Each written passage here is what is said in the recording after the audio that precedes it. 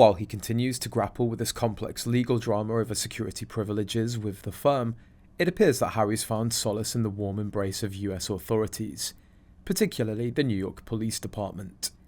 On Wednesday, Harry decided to make quite the splash in the Big Apple, rolling into the iconic East Side Ink tattoo parlor in Manhattan.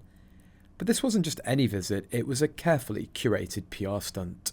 Harry arrives at the famed tattoo shop where the likes of Hollywood's elite have gotten inked, all thanks to the master artist Joshua Lord.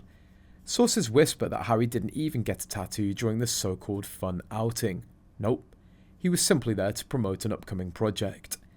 A raw promotional appearance at a tattoo shop, isn't he just the epitome of a relatable, regular guy? Nothing screams down to earth like a royal trying to fit in at a tattoo parlour while surrounded by a security detail, complete with NYPD cruisers flanking his royal chariot. It's like, hey everyone, look at me, I'm just a fun-loving prince hanging out at a tattoo shop. Forget about my recent near-catastrophic car chase, I'm just here to connect with the people.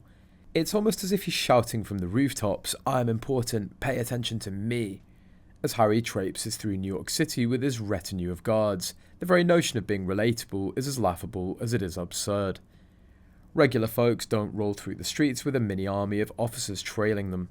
In the real world, we walk around without a whole production crew of security. Maybe Harry's trip to East Side Ink is an indication that he's finally contemplating some ink of his own, now that he's cut ties with his royal advisors. What could possibly go wrong? The only question remains, what on earth would he choose to tattoo on his body? In the first round of possibilities for Harry's personal ink, a crown tattooed onto his ever so thinning bald spot, perhaps 2 oversized sausages just for fun.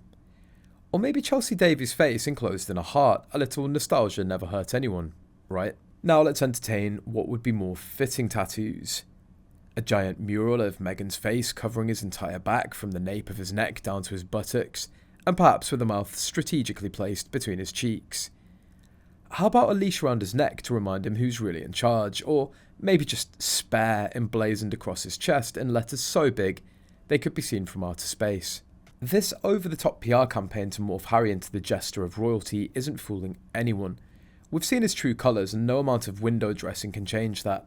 He's like a bad magic trick, trying to make us believe that he's the fun-loving prankster while he's anything but.